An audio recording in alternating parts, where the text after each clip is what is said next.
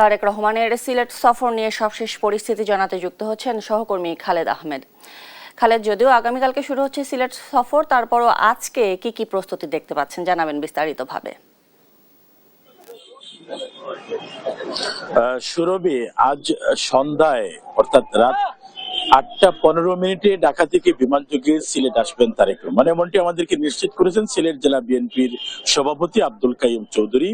একটু আগে তিনি এই মাঠ পরিদর্শনে এসে আমাদেরকে বলেছেন রাত 9টা নাগাদ সিলেটে এসে পৌঁছবেন বিএনপির চেয়ারম্যান তারেক রহমান, এবং এরপর আজ রাতেই কিন্তু তিনি যে কোনো একটি সময়ে হযরত শাহজালাল রহমতুল্লাহ আলাইহি এবং হযরত শাহফরান রহমতুল্লাহ আলাইহি এর মাজার জিয়ারত করবেন, এবং একই সাথে তিনি আজ রাতেই তার যে শ্বশুর বাড়ি দক্ষিণ সুরমার বিরাহিমপুর গ্রাম রয়েছে সেখানে যাবেন, এমনটিও জানিয়েছেন আব্দুল কাইয়ুম চৌধুরী। এবং আপনাকে যদি সর্বশেষ প্রস্তুতির কথা বলি, এই মুহূর্তে পুরোদমেই আসলে মঞ্চ প্রস্তুতির কাজ চলছে।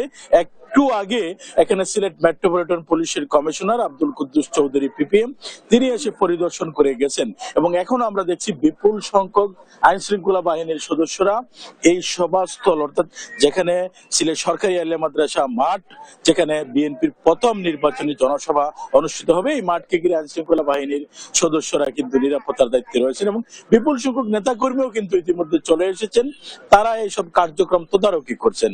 এবং একই সাথে আপনাকে বলে রাখি, একটু আগে এখানে তারেক বিএনপির চেয়ারম্যানের উপদেষ্টা কাউন্সিলের সদস্য খন্দকার আব্দুল মুক্তাদির, যিনি সিলেট 1 আসনে বিএনপি মনোনীত সংসদ সদস্য পদপ্রার্থী, তিনিও এসে মাঠ পরিদর্শন করেছেন, মঞ্চ পরিদর্শন করেছেন।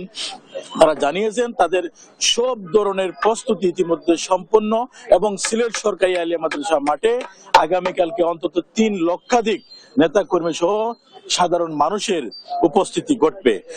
আপনাকে এটাও জানিয়ে দেই যে শুধু নেতাকর্মী যে তা না, পুরো সিলেটবাসী কিন্তু তাদের জামাই তারেক রহমানকে বরণ করতে প্রস্তুত রয়েছেন।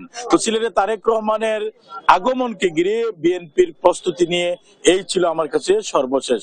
সুরভি।